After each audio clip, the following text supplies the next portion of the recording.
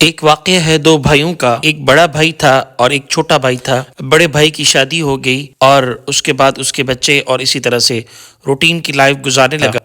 دوسرا بھائی وہ پڑھنے لگا اور اسی طرح سے اپنی پڑھائی میں اپنی ساری کی ساری صلاحیتیں خرچ کرنے لگا۔ اسی دوران ان کے والد کا انتقال ہو جاتا ہے۔ اب یہ ہے کہ دونوں بھائی آپس میں جو ان کی میراث کی زمین تھی وہ تقسیم کر لیتے ہیں اور اس کے اوپر فصل کر دیتے ہیں۔ فصل پھر اسی طرح سے وہ آپس میں دونوں بھائی تقسیم کر لیتے ہیں۔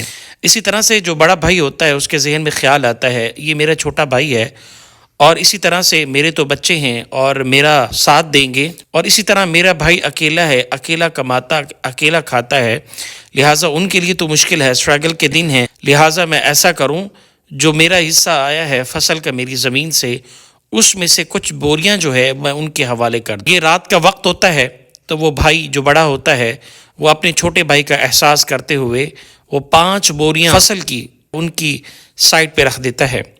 اسی طرح چھوٹا بھائی جب سو رہا ہوتا ہے رات کا آخری حصے میں، ان کو خیال آتا ہے کہ میں تو اکیلا ہوں، میرے اوپر اتنے بوجھ اور ذمہ داریاں نہیں ہیں، لیکن جو میرا بڑا بھائی ہے ان کی ذمہ داریاں زیادہ ہے، تو لہٰذا وہ رات کے آخری حصے میں اٹھتے ہیں اور اپنی 5 بوری جو ان کے حصے میں ہوتی ہے وہ اپنے بھائی کے حصے میں رکھ دیتے ہیں۔